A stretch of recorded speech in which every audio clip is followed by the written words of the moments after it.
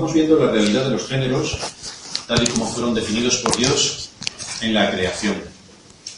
Y hemos podido comprobar que ambos tienen igual valor porque el ser humano como tal ha sido creado a la imagen y semejanza de Dios. El ser humano ha sido creado a la imagen y semejanza de Dios. Pero a la vez, el ser humano está compuesto de hombre y mujer. Y los dos ejercen distintas funciones que le han sido impuestas en el mismo momento de la creación de acuerdo a su constitución física, mental y espiritual, porque son distintas. Y de acuerdo a sus capacidades, que son distintas, tienen que hacer funciones que son distintas. El alcance de la enseñanza bíblica afecta toda la estructura y función del ser humano sobre la tierra, y lo hace para que pueda actuar obteniendo el mejor y mayor resultado para su vida. Lamentablemente, por causa de la caída, venimos a este mundo completamente corrompidos. Venimos con una animadversión patológica hacia Dios y hacia su palabra. No la queremos ni escuchar. Somos enemigos de Dios y por lo tanto somos hijos de ira. Despreciamos a Dios, despreciamos su palabra, despreciamos su ley. Por lo tanto, esta es la enemistad patológica del ser humano contra Dios. Por eso veis que a todos los niveles de la sociedad en la que vivimos, en la que vivieron nuestros antepasados el siglo pasado, hace 1000 años, hace 2000, hace 5000, la única obsesión del hombre es raer de sobre la faz de la tierra el nombre de Dios, manipular todo lo que Dios ha dejado y pervertir si queda algo de su enseñanza. Esta es la idea general que tiene el hombre a lo largo de los siglos. Por esta razón, aquellos que somos hijos de Dios debemos esforzarnos en contrarrestar la corriente brutal que hay del mundo en el que vivimos, que no es distinta a la del siglo pasado, ni del anterior, sino que debemos esforzarnos en enseñar a nuestros hijos todo lo concerniente a la voluntad de Dios revelada en las Sagradas Escrituras. Este es nuestro manual, lo cual nos va a permitir capacitar a nuestros hijos para que puedan enfrentarse a los engaños, a la manipulación, a la presión y sobre todo al deseo de su corazón. Ese es su más mortal enemigo. Sobre toda cosa guardada, guarda tu corazón porque de él mana la vida. Y nos dice también el profeta, engañoso más que todas las cosas es el corazón, y perverso. Con lo cual, nuestro mayor enemigo es el corazón. Así que tenemos que ver cómo vamos a equipar a aquellos que nos han sido dados por Dios, que nos llegan de una manera completamente dependiente de nosotros, para formarles y que sean independientes, pero a la vez dependientes de Dios.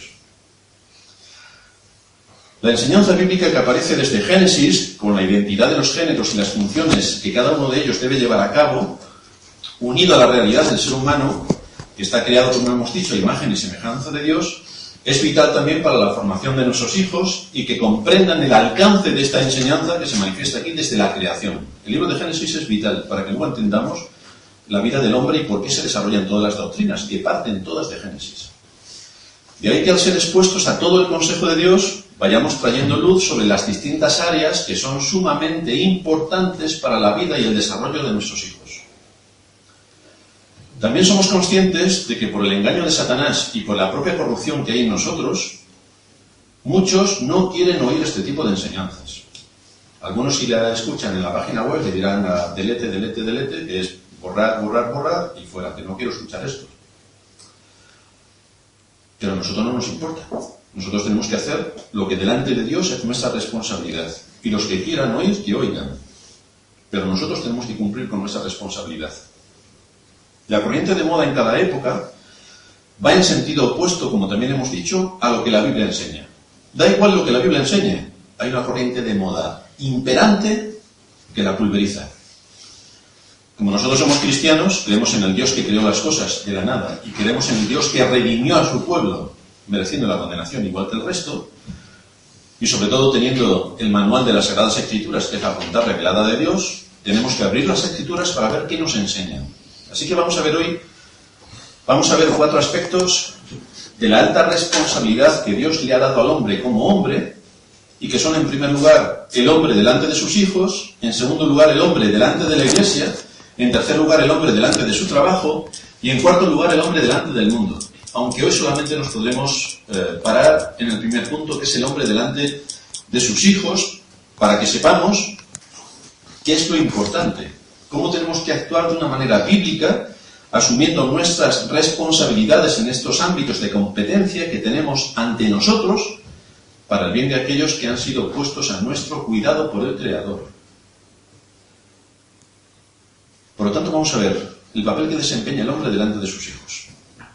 Hay algo que debemos grabar en nuestra mente a la hora de formar y moldear la conciencia de nuestros hijos. Nuestros hijos nos son dados por Dios, nacen en nuestro hogar, y entonces tenemos ahí mucho trabajo que hacer. Así que nuestra responsabilidad como padre es proveerles disciplina y enseñanza apoyada en el ejemplo y basada en el amor. No olvidemos este parámetro porque es crucial si queremos llevar a nuestros hijos por la senda que nos marca la Escritura. Proveerles disciplina y enseñanza apoyada en el ejemplo y basada en el amor. Por eso nos dice el apóstol Pablo aquí en Efesios 4, vosotros padres no provoquéis a ira a vuestros hijos, sino criadlos en disciplina y amonestación del Señor. Y entonces los jóvenes y niños dicen, efectivamente, papá, no me debes llevar a ira. Así que si cumples todos mis deseos, yo no estaré airado. No es exactamente a esto a lo que se refiere el texto. La palabra criar aquí, criadlos en disciplina y amonestación del Señor, la palabra criar significa llevarlos hacia la madurez. Los hijos nos han sido dados, nosotros somos los responsables de dirigir a nuestros hijos para que sean maduros. Eso es lo que tenemos que tener en mente. Esto, desde luego, es lo opuesto a esa tendencia pasiva e indulgente que prácticamente deja a los hijos criarse solos o según sus antojos y deseos. Y es también contrario a esa práctica que es ser un padre abusivo, dominante, posesivo, que no se puede el niño mover ni un milímetro porque le crujen por completo. Entonces, cuidado con los dos extremos, porque ninguno de ellos es lo que la Escritura está enseñando. La Escritura nos enseña que los padres deben criar a los hijos en la disciplina y amonestación del Señor. Y estos son los parámetros en los que se sitúa la enseñanza. La disciplina tiene que ver con los aspectos de la conducta, lo que yo hago. La amonestación tiene que ver con los principios que hay en mi mente. Es lo que yo hago y lo que yo pienso. Los padres deben dirigir a los hijos en la disciplina y amonestación del Señor, no de la mía. No de porque hoy es la moda. Todos recordaréis, sobre todo, yo recuerdo a mi abuelo, respecto a mis padres, que cualquier cosa que hiciesen, les pegaba una paliza monumental. Pero claro, es que todo el mundo le pegaba palizas monumentales a sus hijos, sea la cosa que hicieran. Hoy estamos en el polo opuesto. Los hijos pueden ser unos auténticos vándalos y no pasa nada. A muchos padres les hace gracia que sus hijos sean vándalos, que roben, que delincan y que hagan este tipo de cosas. Pero esto no es lo que nos enseña la Escritura. Por lo tanto, la disciplina que los padres deben administrar tiene que ver con los aspectos de conducta, esto es la disciplina, corregir la conducta, y la amonestación tiene que ver con poner principios en la mente para que el niño piense cuáles son las consecuencias de lo que va a ocurrir. De manera que tanto la conducta como la actitud tienen que ser corregidas. Y tienen que serlo porque los niños vienen a este mundo no con una hoja en blanco, no con la mente en blanco, seres puros y virginales. Pájaro seas y en mano de niño te veas. Y verás el pajarito donde acaba. Entonces, los niños no son buenos. Los niños son niños, pero tienen la corrupción de su naturaleza dentro de ellos, porque es así como todos los seres humanos vienen a este mundo. De manera que tanto la conducta, decía, como la actitud deben ser corregidas y guiadas para cumplir un propósito fundamental: hacer madurar a nuestros hijos. La provisión que los padres tienen que hacer, y que de una manera más específica el padre tiene que hacer, se centra en 3 líneas fundamentales que ningún padre puede pasar por alto: la provisión material, la provisión emocional y la provisión espiritual. Muchos padres dicen, bueno, yo con todo lo que trabajo 12 horas al día, mi hijo tiene todo lo que necesita. La PlayStation, 3 iPhone, 7, 2 televisiones para que tenga. Mi hijo tiene todo lo que necesita. Entonces ya he cumplido con mi papel. Y desaparece el padre. Bastante cómodo para el padre. Pero esto no es lo que nos está enseñando la Escritura. Es evidente que tienes que proveer para tus hijos, pero no todo lo que tus hijos quieran. Tienes que proveer lo que le es necesario, porque tienes que modelar su mente para que no se haga un adicto a las compras, al consumo y a tener al alcance de su mano todo lo que su realeza necesite. Porque para Jesús es mi hijo. Y entonces los hijos asumen ese papel de que ellos tienen el derecho de tenerlo todo. Hacen así, sus padres, servilmente, les dan todo lo que necesitan. Bueno, pues si los hijos piensan esto están completamente errados. Sus padres quieren proveer, pero con ciertos niveles que en otros sermones tocaremos. Lo que sí tiene que tener el padre claro es que el padre es el pastor de su casa. ¿Sí? El pastor no solamente está en la iglesia, es que en tu casa el pastor eres tú. Tú tienes la responsabilidad de enseñar a tus hijos en el temor de Dios. Tienes la responsabilidad. Bueno, para eso está la iglesia. La iglesia está para más cosas. Pero en tu casa, la responsabilidad de enseñar a tus hijos en temor de Dios es tuya. Es tu responsabilidad directa. No puedes esperar a cada domingo para enseñar a tus hijos de lo que oyen en la iglesia y que con eso tengan suficiente hasta el domingo que viene. No, si haces eso te estás engañando completamente. No puedes esperar cada domingo para corregir lo deficiente en tu vida y en las suyas. Ni puedes dejar que pase un solo día sin enseñarle a tu hijo lo que es fundamental para la formación de su carácter y la conciencia. Todos los días tienes que estar trabajando sobre ello. Todos los días. Porque es tu hijo. Y es el don más valioso que Dios te ha dado. El alma de tu hijo. En el Antiguo Testamento el padre era el sacerdote. Era el sacerdote en su hogar. En los días de la Pascua, él sacrificaba el cordero. Él derramaba la sangre. Y la comían todos los de la familia. En el hogar, el padre era el sacerdote que estaba en contacto con Dios, en comunión con Dios. Era responsable no solamente del comportamiento de sus hijos, sino también de la enseñanza, disciplina y amonestación. Si somos cristianos debemos entender que este énfasis bíblico está basado en las instituciones fundamentales establecidas por Dios mismo desde la creación. El matrimonio, la familia y el hogar, el núcleo. Ahí está condensado todo lo que va a ser un país, todo lo que va a ser una iglesia y todo lo que va a ser la vida de nuestros hijos. De ahí depende, de ahí depende. Por lo tanto, con estas instituciones no se juega, no se puede manipular, no se puede uno prestar a los vientos de doctrina que vienen, desbaratando por completo la familia y haciendo que las familias sean familios o familias o otro tipo de cosas raras, porque esto es un desastre para la nación y es un desastre para la vida. Es en la familia donde se forma el carácter y es el entorno adecuado que Dios ha provisto para guiar a nuestros hijos hacia la madurez. Este es el objetivo, no podemos perder de vista, guiar a nuestros hijos para que sean maduros. Pero esto implica que tenemos que dedicar mucho tiempo a enseñar. Igual que cuando un alumno está en clase, y entonces se pone el profesor y les está enseñando, y los alumnos están aprendiendo porque luego viene un examen, y tienen que pasar el examen y tienen que seguir pasando cursos, tú tienes también que asumir esa misma dinámica de trabajo con tus hijos para ir moldeando, capacitando, equipando, guiando y haciendo madurar su mente. A fin de que cuando se enfrente a todo lo que este mundo le va a querer vender de sus ideas, somos pobres, de su forma de vida, mejor no trabajar, de su vanidad, compra el iPhone 17, de su desprecio a la autoridad, habla mal de sus padres y de todo tipo de autoridad, y mil cosas más con las que le van a atacar a su conciencia, este niño puede afrontarlo porque ha sido capacitado. Ha sido capacitado con los principios de la Escritura para defenderse del mundo hostil, que es una selva atroz a la que se va a enfrentar. El niño tiene que saber identificar y repeler todas estas agresiones del maligno, todas estas agresiones del mundo en el que vivimos, que son contrarias por completo a la naturaleza divina y a la enseñanza divina. Pero esa es labor del padre.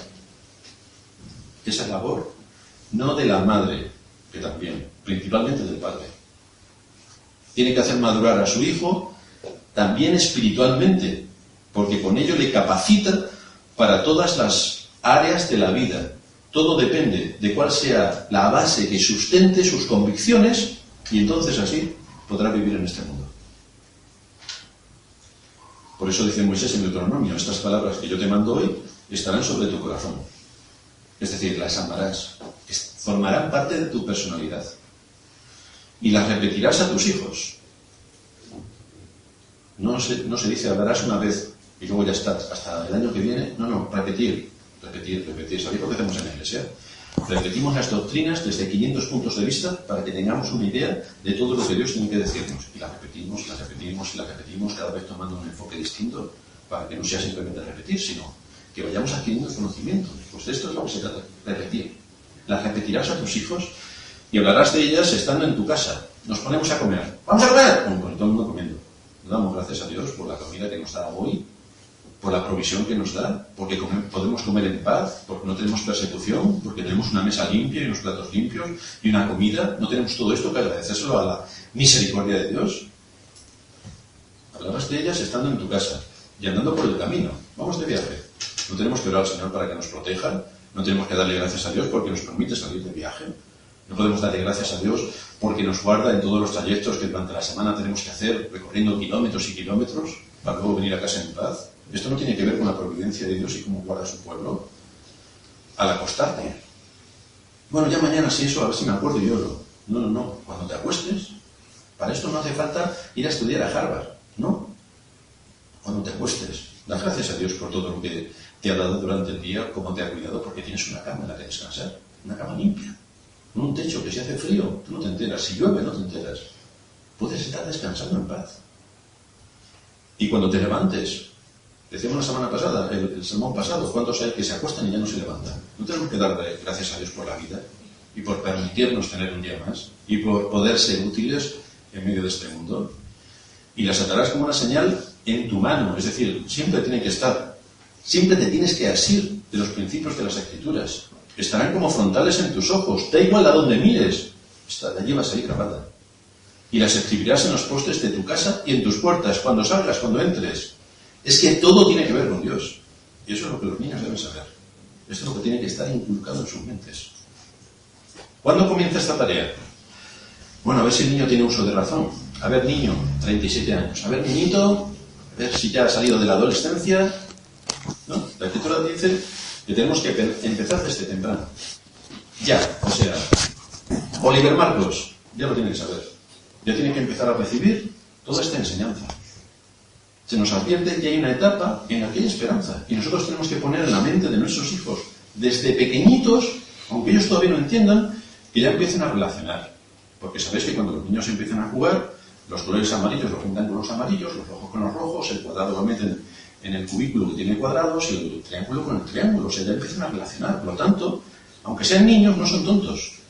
Las cosas las empiezan a relacionar y empiezan a comprender. Y por lo tanto tenemos que trabajar desde su más tierna edad. Debemos comenzar en el momento en el que en la mente del niño no hay principios ni hábitos formados. Nosotros tenemos que establecer los principios y nosotros tenemos que crear los hábitos. Debemos aprovechar ese terreno fresco de su mente para formar su carácter. Para esto hay que corregir aplicando disciplina. Disciplina. Tenemos que aplicar disciplina. Eso es. Saca la correa y le das. No se refiere a esta disciplina. Nosotros también necesitamos disciplina. Es decir, yo necesito la disciplina de levantarme todos los días temprano, a mi hora, porque si no, no llego al trabajo. Y cada uno de vosotros tiene disciplina. Es de ese punto que se utiliza la palabra disciplina. No en el de coger una correa y zurrarle al niño. No. Disciplina. Es decir, marcar pautas en las que vamos a trabajar todos. Aquí debemos tener cuidado porque no podemos ampararnos en que son niños.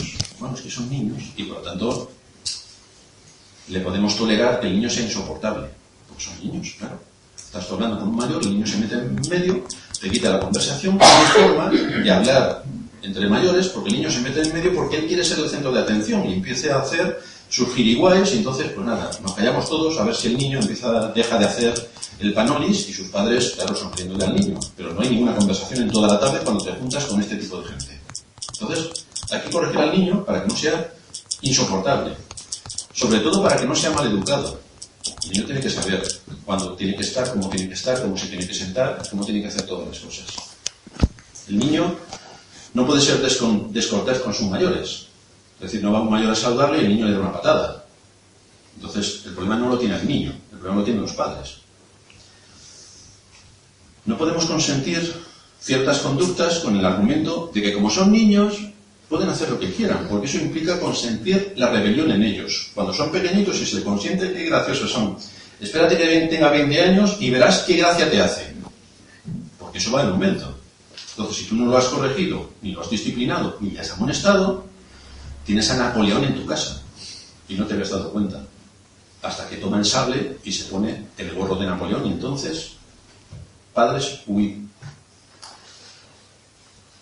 Por eso decía que no podemos conseguir esta conducta con el argumento de que son niños, porque esto implica consentir la rebelión en ellos, consentir las faltas de respeto, consentir rabietas y entonces grabar a su mente que ese es el camino que deben seguir porque no tienen obstáculos. Sus padres, como son niños, les permiten todo este tipo de cosas.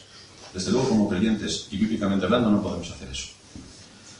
Un ejemplo que podemos tener en la iglesia, si los niños o jóvenes salen o entran en el tiempo en el que se está celebrando el culto público de adoración, lo que hacen es mostrar un desprecio total hacia el culto público de adoración. Bueno, es que ahora tengo que ir al baño. Hombre, no has podido ir antes de las 11, o después de las 12, o después de la 1:30 que acaba. O sea, no tienes tiempo, nada más que cuando hay la hora de culto, en medio del culto te levantas para ir al baño. O es que tengo mucha sed. ¡Wow! Es que soportar una hora con sed es más terrible que andar 40 años por el desierto. Pobrecito. Si nosotros no corregimos estas actitudes y conductas más bien, en nuestros niños y jóvenes, lo que están demostrando es una mala educación sorprendente. Entonces nosotros no podemos permitir que los niños salgan y entren cuando ellos les parece oportuno. ¿Cuál es la razón de que los niños o jóvenes no pueden estar una hora centrados en la adoración al Dios Trino? ¿Cuál es la razón? Nosotros le tenemos que inculcar cuál es el propósito por el que estamos aquí. Adoración al Dios Trino. Por lo tanto, nosotros tenemos que enseñarle todo lo que eso implica. Bueno, ya te lo enseñará el pastor. No. Es como decían en mi época los padres cuando uno iba al cole. Anda, ¿y en el cole no te enseñan buenos modales? Pues hombre, si no me los enseña mi padre, el cole está para enseñarme matemáticas, no buenos modales. Entonces la enseñanza se la enseñas tú en tu casa. Aquí reforzamos, aquí damos todos los parámetros, pero luego tú tienes que coger la enseñanza y aplicarla en tu casa, todos los días. Por eso cuando los niños no son corregidos, esto se convierte en una pauta de conducta que evidentemente es de mal testimonio. Es un desastre. Dice el libro de Eclesiastés, por cuanto no se ejecuta luego sentencia sobre la mala obra, el corazón de los hijos de los hombres está en ellos dispuestos para hacer el mal. Es decir, si hacen el mal y tú lo corriges, no pasa nada. Mañana más, y pasado más, el otro más, hasta que ya el desgobierno es colosal. Hay una conexión entre los pecados pequeños y los grandes. El secreto está en doblegar el árbol tierno antes de que sea demasiado tarde y no podamos doblegar el árbol. Este es el caso de Eli. Cuando quiso reprender a sus hijos, era excesivamente tarde. Un hombre piadoso, sacerdote en Israel, y no supo enseñar a sus hijos a vivir en el temor del Señor. Ese padre tuvo que ver morir a sus 2 hijos en un solo día, por su irresponsabilidad, por no moldear el carácter de sus hijos a tiempo y conforme a la voluntad de Dios. Por lo tanto, la culpa no es de los hijos, es de los padres. Como ya hemos dicho en otro sermón, nuestros hijos vienen a este mundo siendo hijos de ira lo mismo que los demás. Así que la principal responsabilidad que tenemos es evangelizarles. Esta es la principal responsabilidad. Pero para ello tenemos que formarles en la disciplina y amonestación del Señor. Ahora bien, ¿qué quiere decir esto si lo unimos con no provocar a ira a nuestros hijos? Si tenemos que utilizar la disciplina y amonestación, y por otra parte encontramos que no podemos provocar a ira a nuestros hijos, sino criarlos en disciplina y amonestación del Señor, ¿cómo se combinan estas dos cosas que parecen contradictorias? Somos también conscientes de que el primer versículo de este texto que hemos leído comienza diciendo: hijos, obedeced en el Señor a vuestros padres, porque esto es justo. Para aliento de los padres les tengo que decir que también trataremos este tema de la obediencia de los hijos cuando llegue el momento, pero hoy no va a ser el momento. Pero a la vez quiero advertir a los hijos de que el asunto de la obediencia requiere que obedezcamos a nuestros padres sin desafíos, sin excusas y sin demoras. Si esto lo tienes claro en tu mente, sin desafíos, sin excusas y sin demoras, si lo tienes claro en tu mente esto, luego podemos pasar a criar a nuestros hijos y no provocarlos a ira. Pero no cojas una cosa soltando la otra, porque las dos van unidas. Ahora mismo estamos partiendo, como sabéis, de la creación, la identidad de géneros, hemos establecido principios, seguimos por la formación del carácter para que sea lo que en la voluntad de Dios era determinado. Y por esta causa, ahora nos vamos directamente al hogar y a la formación del carácter de los niños en el entorno donde van a ser equipados para su entrada en la selva de la vida, con todos los riesgos que esto supone, que son muchos. Por lo tanto, lo primero que el padre debe tener en cuenta es que no debe olvidar que es responsable delante de Dios. Es decir, el padre debe recordar que es a Dios a quien le tiene que dar cuenta por la crianza de sus hijos. En cuanto al hecho de que cuando les estemos forzando no les llevemos a la ira, vamos a ver qué quiere decir nuestro Señor al respecto. Y tal y como lo hace Joy Jones, vamos a comenzar por lo negativo. ¿Qué quiere decir Pablo cuando habla no provoquéis a ira a nuestros hijos? ¿Qué quiere decir Pablo? Esta palabra se puede traducir diciendo lo siguiente: no irrites a tus hijos, ni les provoques, ni provoques en ellos una actitud de resentimiento. Claro, esto ocurre siempre en el contexto de la disciplina. Cuando nosotros le regalamos a nuestros hijos un iPhone 8, no creamos resentimiento, ¿no? Ahora, cuando les disciplinamos, corremos el riesgo de crear resentimiento. El ejercer la disciplina, que es algo lícito, nos va a exponer ante el peligro de llevarles a la ira. Y si esto ocurre, es decir, si en el ejercicio de la disciplina, no en el ejercicio de no dar disciplina, no, en el ejercicio de la disciplina, resulta que llevamos a nuestros hijos a la ira, el daño que les estaremos haciendo será mayor que el bien que pretendemos hacer, de manera que habremos sido ineficaces, no ha servido para nada. No somos unos buenos padres. Si esto ocurre, no somos unos buenos padres. Efectivamente les hemos castigado, pero el resultado es que habremos producido en ellos una reacción de ira y resentimiento. Y esto habrá sido peor que si no hubiéramos ejercido ningún tipo de disciplina. Con lo cual, ¿qué hemos hecho? Debemos ejercer disciplina, pero de tal manera que no irritemos a nuestros hijos ni provoquemos en ellos un resentimiento pecaminoso hacia los padres. Este es el equilibrio que se requiere de nosotros cuando apliquemos disciplina. ¿Cómo debemos ejercer la disciplina? Para moldear su carácter y equiparlo para la vida y que madure. Nuestro principal objetivo es hacerle madurar. Esto es lo que tenemos que tener en mente. Nuestro principal objetivo es hacerle madurar. Así que debo recordar, por lo tanto, una premisa continua en mi mente. No puedo llevar a la ira a mis hijos. No puedo llevar a la ira a mis hijos. No puedo llevar a la ira a mis hijos. Lo tengo que recordar. Este es el primer principio que debe guiar mi conducta. Y luego debo recordar que debo hacerlo independiente de mí, pero dependiente de Dios. Esto es importante que lo recordemos, porque mi hijo no puede estar sometido a mí hasta que yo tenga 88 años y me vaya. No, mi hijo tiene que ser independiente. Y yo tengo que mover todo a su alrededor para que sea independiente. Mientras que no seamos capaces de ejercer dominio propio y disciplina sobre nuestro propio temperamento, seremos incapaces de ejercer disciplina sobre ellos. Porque a veces lo que nos pasa a los padres es que como estamos tan hasta el gorro del niño, nos desahogamos con el niño y entonces actuamos con ira haciendo lo que no debemos. Pues ya estamos mal. Cuando uno disciplina a un niño, debe haber controlado primero su temperamento, porque si no, no puedes disciplinar. Imposible. Porque claro, como yo voy a ponerme a disciplinar a mi hija lleno de ira, cuando lo primero que me puede decir mi hija es: pero ¿cómo me disciplinas a mí por algo pequeño que haya podido hacer, o grande, si tú mismo estás completamente descontrolado y actuando en contra de todos los principios bíblicos?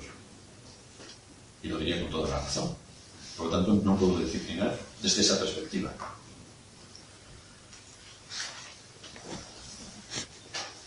Si alguien trata de disciplinar a su hijo estando lleno de cólera, con toda seguridad será mayor el daño que va a producir en su hijo que el bien que quiere obtener, sin duda.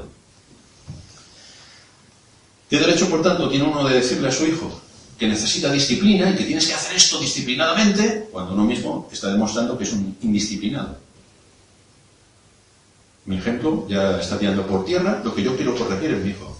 Lo está tirando por tierra. El dominio propio, por tanto, es un requisito esencial en el gobierno que se ejerce sobre otras personas. Dominio propio, es lo que estábamos hablando en el sermón anterior. Dominio propio.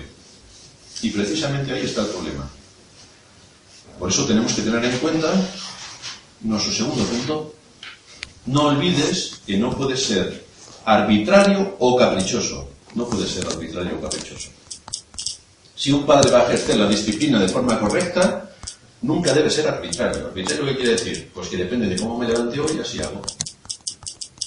Entonces, si hoy estoy con mal humor porque en el trabajo he tenido un problema y vengo con mal humor y se acerca a mi hija y me pide algo, ¡no! Estupendo. Pero mi hija está pagando mi frustración. Y entonces, como va a ver que es algo ilógico, va a pensar que estoy actuando de forma injusta. Y cuando piense que estoy actuando de forma injusta, dejaré de tener su respeto, porque soy un injusto. Y entonces ya estamos hablando de otras cosas. Que yo me he ganado. Es que mi hijo me tiene que obedecer. Sí, te tiene que obedecer, pero cuando use los principios de las Escrituras. A ti no te tiene que obedecer porque sí, sino porque tú tienes que obedecer a Dios. Y esto va en cadena. No hay nada más irritante para aquella persona que es sometido a la disciplina que tener la sensación de que su padre es caprichoso cuando aplica la disciplina. Es decir, la aplica porque le da la gana. No hay peores padres que aquellos que un día son indulgentes y le permiten al niño que haga lo que quiera y al día siguiente estallan en un ataque de ira si el niño resulta que ha hecho algo sin importancia. Pero como estaban tan hasta arriba, en la mínima cosa, ¡zas!, se desató la tormenta. Esta conducta trastorna la mente del niño. Recordad que estamos equipando a nuestros hijos para la madurez. Con esto los destrozamos. El niño ya no sabe qué está bien o qué está mal, porque la conducta de su padre es arbitraria. Es sí o es no, depende de cómo esté ese día mi padre. Es como si nosotros salimos a la calle y se puede conducir por la izquierda o por la derecha, depende de cómo al alcalde, alcaldesa en este caso, se le ocurra ese día. Vamos, es un desastre colosal. O sea, nos pegamos un tiro. Esta clase de padres fracasarán en el ejercicio de la disciplina correcta. Y el niño, desde luego, es provocado a ira, y lo que es peor, le lleva a perderle el respeto a su padre. Porque es arbitrario. No sabe que lo lleva a tener. Lo mismo ocurre con aquellas amenazas que has impuesto si algo no se lleva a cabo. Pepito, como no hagas esto, no te vas a ir de vacaciones. Pepito hace lo que le da la gana y se va de vacaciones. Bravo por el padre. Si no cumples las amenazas, el niño aprende a usarte y a despreciar tu disciplina, porque nunca cumples lo que dices. Aparte de que eres un mentiroso. Pero el niño sabe tomarte la medida. Es cierto que el niño sale ganando porque no recibe el castigo que le ibas a aplicar. Todo sale ganando. Pero a la vez también te toma la medida para saber que eres un inconsistente y eres arbitrario. A él le dices que tiene que ser disciplinado en tales cosas. Pero en la disciplina que tú mismo te impones, no la ejecutas. Lo cual le lleva a pensar con toda razón al niño que no te puede tomar en serio. Lo que me diga mi padre, bastante me importa. Si mi padre hoy piensa así, mañana que no, pasado no sé qué, lo que me dice que va a hacer, luego no lo hace. O sea, es arbitrario por completo. Por lo tanto, la mente del niño está en un mar para hacer lo que quiera. ¿Cómo puedes ejercer la disciplina exigiendo compromiso cuando tú mismo no tienes ese compromiso? Pepito, tienes que hacer esto, y si no lo haces, te pasará esto. El niño no lo hace y no le pasa eso. Pero entonces, ¿qué le estás exigiendo al niño? Que le estás exigiendo que haga eso, porque si no tiene consecuencias, y tú que has dicho que vas a ejercer las consecuencias, no las haces. Por lo tanto, de lo mismo que tú le estás corrigiendo al niño, a ti no te lo aplicas.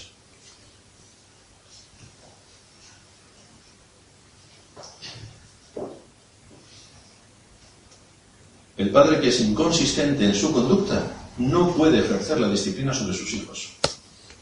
Porque para que los padres ejerzan la disciplina formativa para llevar a sus hijos a la madurez, es preciso que no haya en ellos algo arbitrario, caprichoso, incierto o manipulable. Si lo hay, estás perdido. No puedes educar a tus hijos. No puedes educarles hacia la madurez. No puedes. En tercer lugar, no olvides que no debes ser egoísta. Y un padre diría, ¿yo egoísta con todo lo que hago por mis hijos? Vamos a ver. Dice Lloyd Jones, mi denuncia va dirigida a aquellas personas que no reconocen que el hijo tiene vida propia y su propia personalidad. Anda, resulta que mi hijo tiene vida propia. El error de muchos padres es que no comprenden que nosotros, como padres, somos los guardianes de las vidas que nos han sido dadas por Dios para su cuidado, pero que no nos pertenecen. No son nuestras propiedades, ni forman parte de nuestros bienes. Y no tenemos derechos absolutos sobre ellos. Tenemos derechos relativos, pero no absolutos. Sin embargo, existen muchos padres que se comportan como si tuviesen el derecho de propiedad de sus hijos. Y en ese caso, la personalidad del hijo no cuenta para nada. A mí me gustan los Danones de chocolate. Pues toma, de vainilla. Porque a mí me gustan de vainilla. Es genial. No hay nada más reprensible que un padre dominante. El tipo de padre que impone su propia personalidad sobre el hijo y que siempre aplasta la personalidad del hijo. Es el tipo de padre que lo demanda todo y que lo espera todo del hijo. Es que el hijo tiene que ser todo lo que yo quiera. Estamos hablando entonces de un padre posesivo. Esto no es bíblico. Va a destrozar al hijo. Dice de nuevo Lloyd Jones, algunas de las mayores tragedias que he encontrado en mi experiencia como pastor se han debido a este motivo. Conozco a muchas personas cuyas vidas han sido totalmente destrozadas porque han tenido padres egoístas, posesivos y dominantes. Mi hijo es mío, yo hago lo que quiero, y va a hacer mi hijo lo que yo quiero en todos los ámbitos de lo que yo quiero. Estupendo. Estupendo. Ahí tenemos un padre egoísta que solamente quiere su voluntad sobre todos. Ahora, su voluntad que se someta a la voluntad de Dios, eso es otra cosa. Ya estamos hablando de otros terrenos. Pero su hijo, respecto a él, tiene que someterse en todos los ámbitos de su vida. En cuarto lugar, no olvides que no debes ser demasiado severo. Digo demasiado severo, no severo, sino demasiado severo. Y algunas veces hay que actuar con severidad. ¡Clac! Esto es así. Pero hay que tener cuidado. La disciplina nunca debe ser demasiado severa. Aquí se encuentra el peligro al que se enfrentan muchos buenos padres cuando ven el completo desorden de sus hijos. Y entonces se van al extremo de como hay mucho desorden, pues va a haber mucha severidad. La guerra está servida. El término opuesto a la ausencia total de disciplina que existe en muchos hogares no es ser cruel con el hijo, es tener una disciplina equilibrada. Uno tiene que saber manejarse para que las cosas salgan como uno espera. Por ejemplo, un ejemplo que escuché hace algunas semanas. Tú eres un peatón y vas a cruzar la calle. El semáforo está en verde. ¿Dónde vas a cruzar la calle? Y ves que viene un coche a 120 por la calle. Pero tú llevas la razón, que el semáforo está en verde. Entonces, aunque tú lleves la razón y quieras cruzar el semáforo en verde, el coche te va a arrollar, te va a matar. Tú llevas la razón, pero estás muerto. Y esto es lo que nos pasa con los hijos. Tú llevas la razón, pero ¿quieres matar al hijo?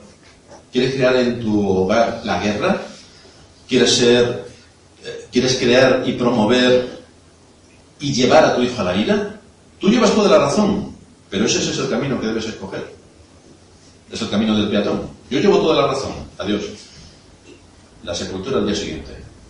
Entonces no se trata de llevar toda la razón. Se trata de ver en la situación en la que estoy cómo tengo que corregir las cosas para que no estalle la guerra.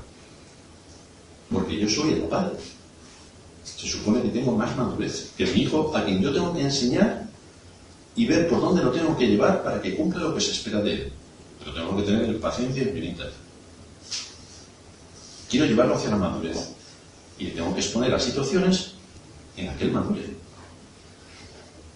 El principio exige que el castigo sea conforme al delito que se comete. Es decir, tenemos que cuidarnos de no administrar el castigo máximo por todas las ofensas, sean grandes o pequeñas. Da igual, el castigo es el mismo. Esto es completamente ilógico. Y el niño lo va captando. Si el castigo, por tanto, se aplica de forma desproporcional a la transgresión cometida, desde luego se pierde toda posibilidad de hacer el bien en esa mente y en ese corazón. En este caso, será inevitable que el que es castigado tenga un sentimiento de injusticia. A mí me pasaba esto cuando era pequeño. Era un poco como los niños de mi época. Pero cualquier cosa que le pasaba a mi hermana, que tiene 4 años menos que yo, lo primero que oía es: Boni, ¿qué has hecho? Yo no he hecho nada, pero yo tenía la culpa de todo. ¿Eso que me hace producir? Resentimiento hacia mis padres. Que da igual lo que haga o no haga, siempre tengo la culpa. Pero uno debe profundizar en los asuntos y sacar el detalle.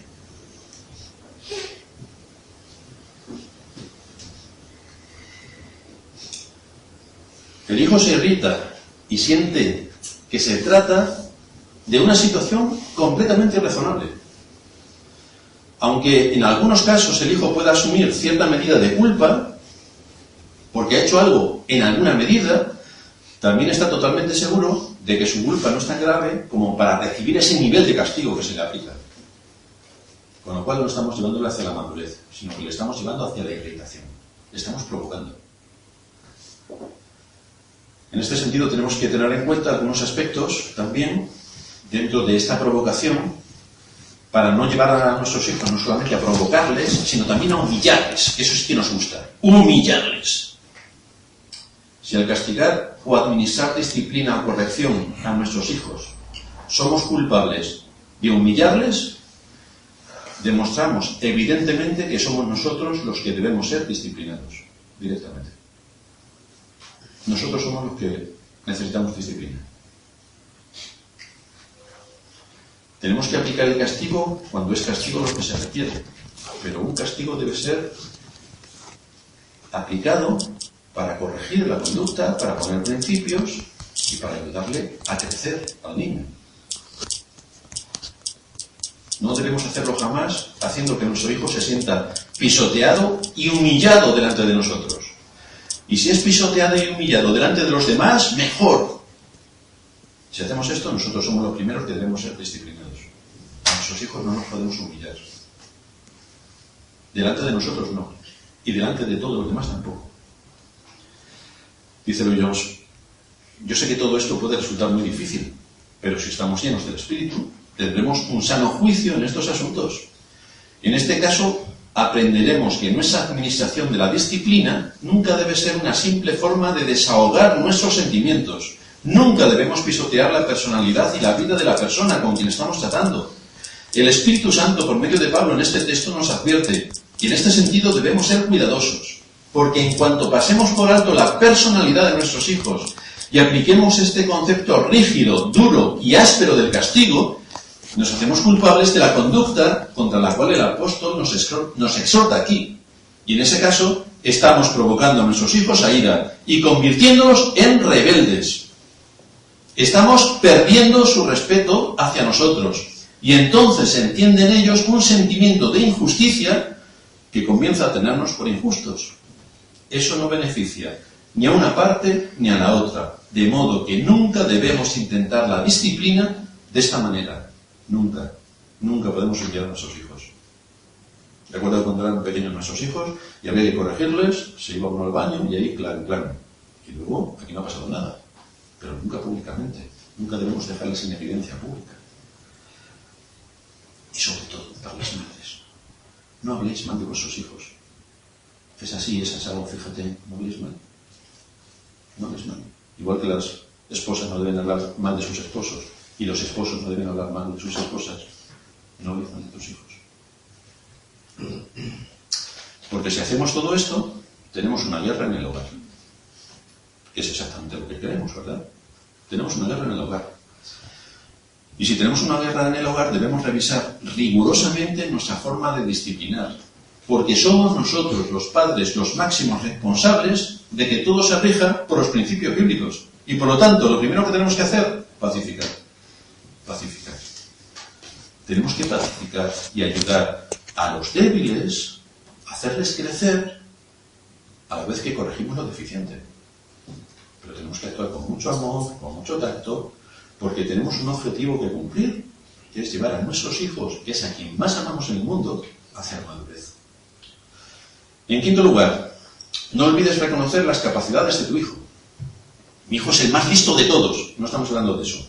Ya sabemos que tu hijo es el más listo de todos y que no hay nadie en el mundo tan listo como tu hijo o tu hija. Pero aparte de eso, que solamente te lo crees tú, resulta que existen padres que siguen considerando a sus hijos, que ya están en edad adulta, como si nunca hubieran dejado de tener 5 años.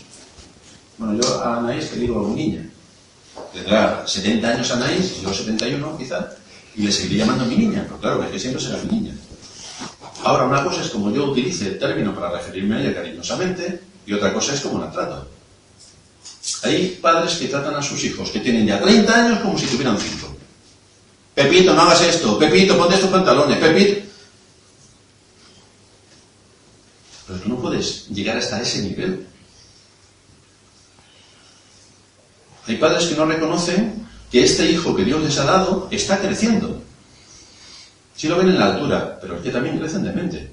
Y crecen en gustos, y crecen en su personalidad, se tiene que desarrollar su personalidad, sus capacidades, su carácter. Todo esto se tiene que desarrollar.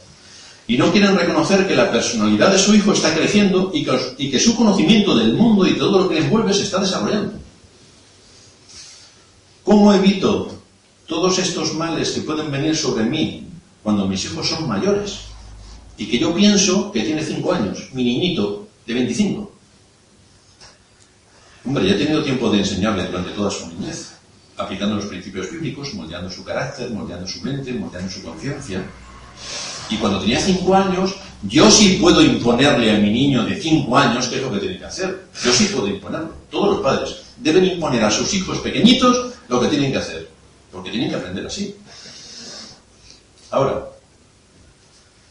tengo que recordar que debo tratar a las personas, mis hijos también son personas, eso no lo podemos olvidar, mis hijos son personas, tengo que tratar a las personas de acuerdo a su género, edad y capacidad.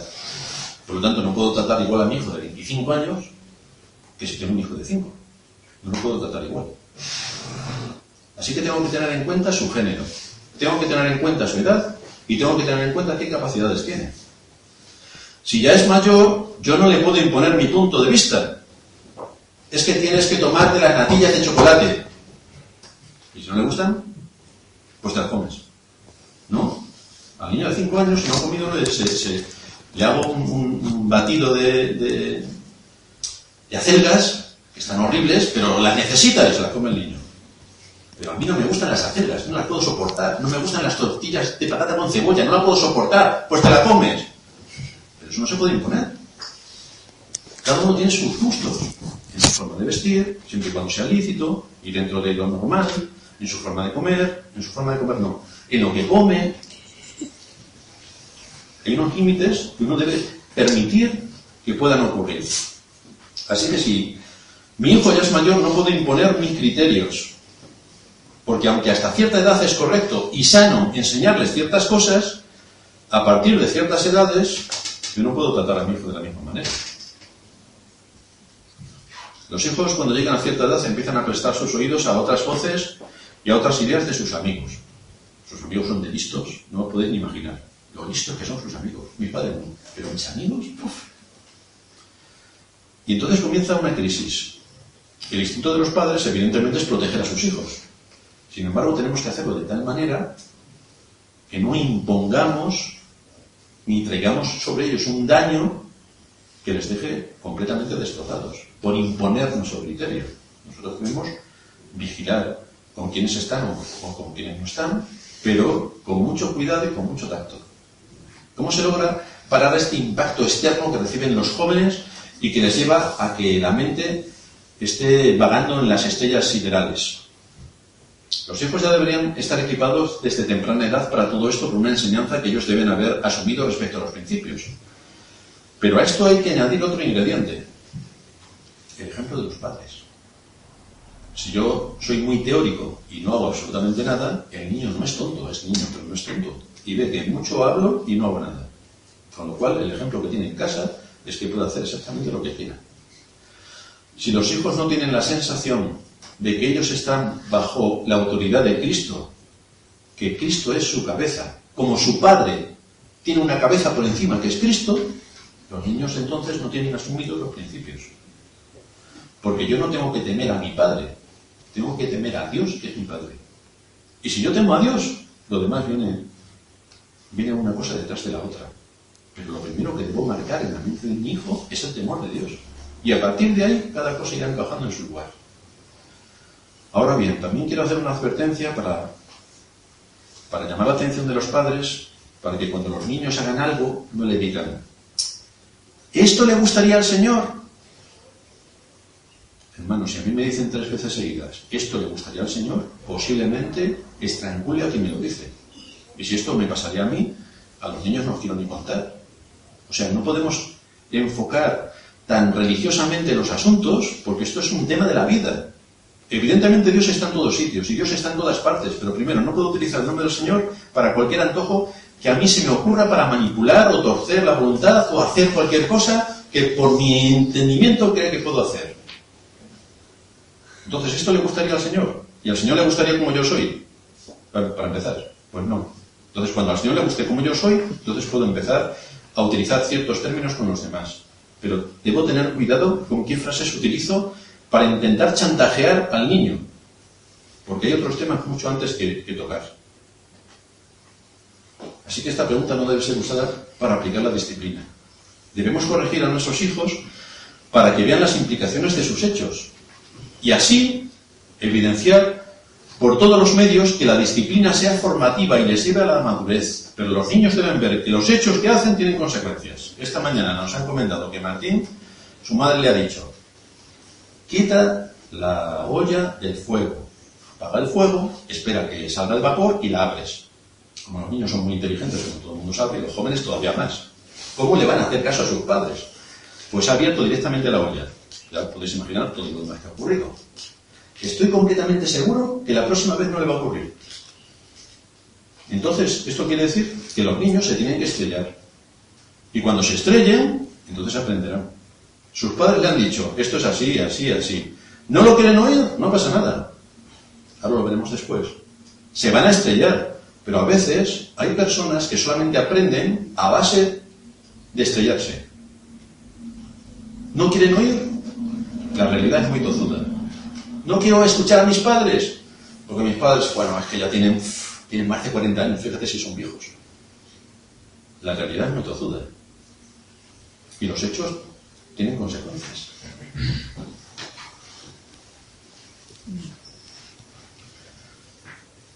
Otro tema que también tenemos que tener en mente es que a la hora de aplicar la disciplina tenemos que hacer tantas concesiones como nos sea posible.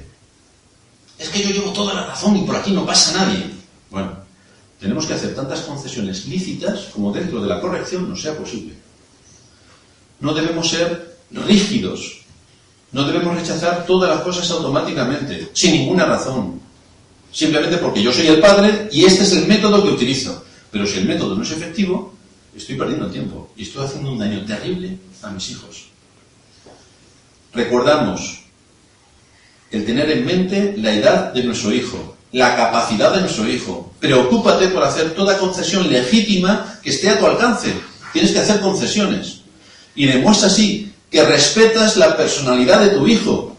Porque esto es siempre bueno y siempre tendrá buenos resultados. Pero tienes que hacer concesiones lícitas. Y por supuesto, si tus hijos quizás se hacen mayores, algunos padres jamás se hacen mayores, pero si se hacen mayores y dicen que se van a casar y se casan, olvídate de decirle a tus hijos que ya están casados qué es lo que tienen que hacer. Olvídate. Dejará el hombre a su padre y a su madre, se unirá a su mujer y los dos serán una sola carne. Es una unidad familiar que tiene un gobierno ya establecido por la palabra de Dios y por lo tanto es una unidad aparte, que tiene su gobierno y tiene su responsabilidad. Los padres ahí ya no tienen nada que hacer. ¿Tiene el hijo que seguir obedeciendo a su padre? No, tiene que respetarles, pero ya no tiene que obedecerles. Un ejemplo lo tenemos con Salomón y su madre, cuando está Salomón en el trono, llega a su madre a hacerle peticiones, y Salomón no le hace caso. No están sometidos ya a la obediencia de sus padres, están sometidos al respeto durante toda la vida, pero es una unidad aparte y tiene que tomar sus decisiones. Igual que cuando yo me casé, fui una unidad aparte y tomé mis decisiones, y mis padres no se entrometieron para qué hacía o qué no hacía. Puedo buscar el consejo, pero punto, consejo, se acabó. Si no me hacen caso, se acabó. Es su vida, es una unidad familiar, y tienen toda la autoridad para hacer lícitamente lo que les corresponde. En sexto lugar, no olvides preparar un entorno en el que seas respetado. Mis hijos no me respetan. Desde luego, diciendo esto y dando una patada a la mesa, lo tienes bastante duro.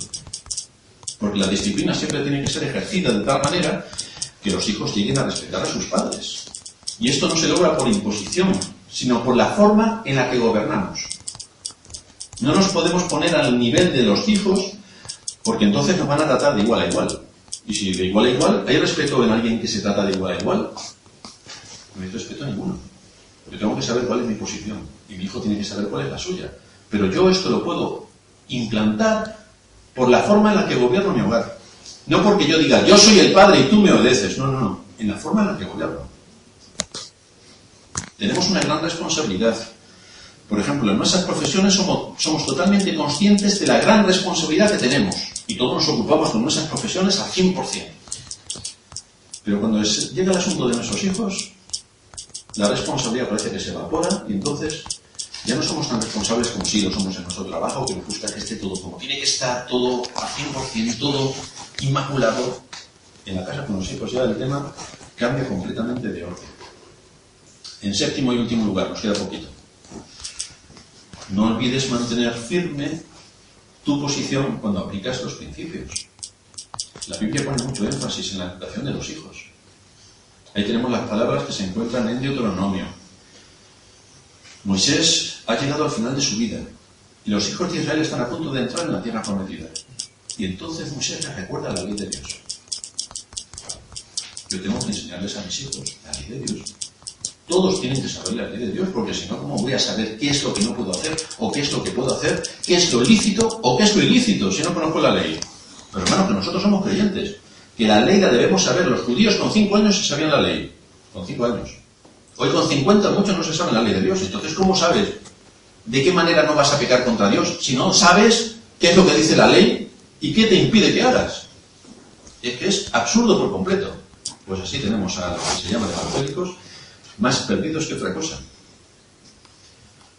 Fijaos que Moisés tiene mucho cuidado en decirles que deben enseñar la ley a sus hijos.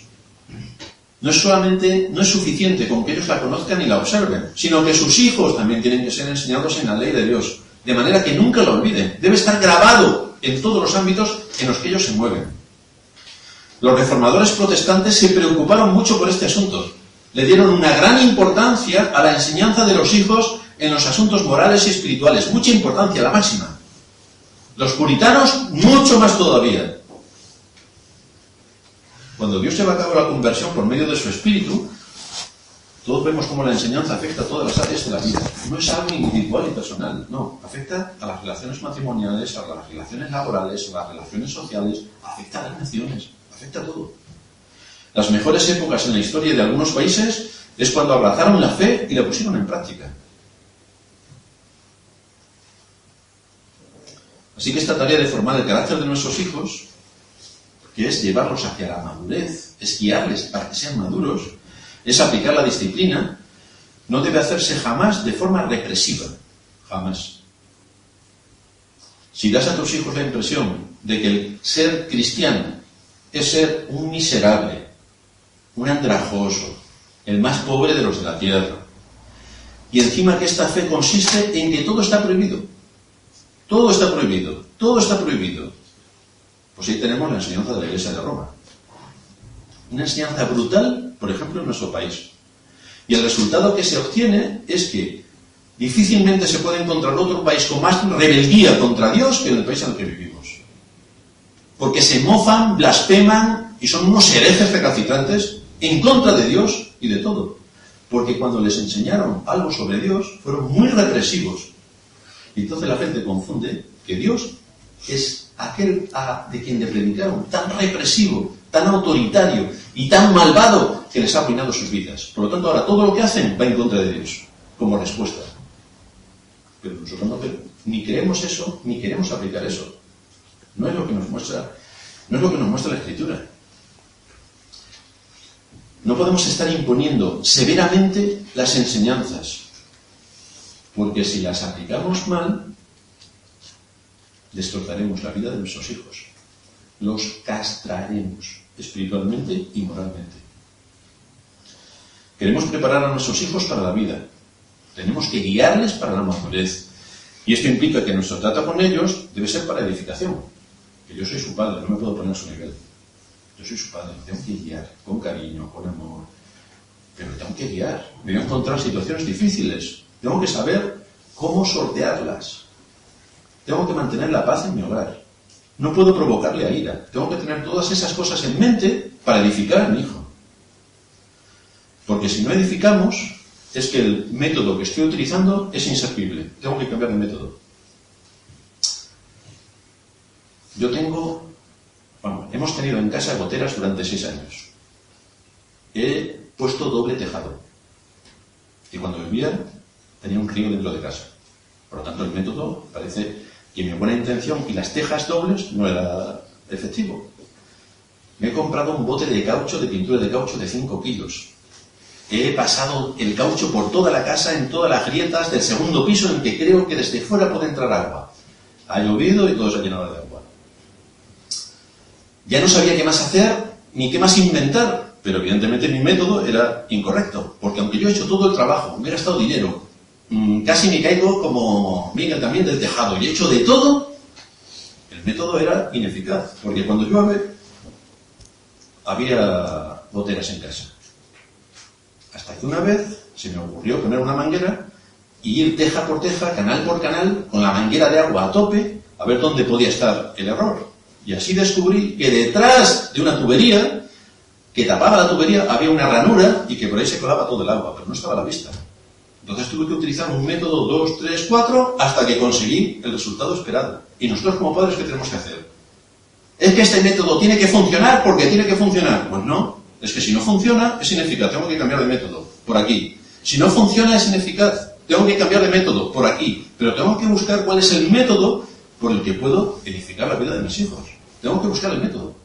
Porque no es un método rígido y lineal. No.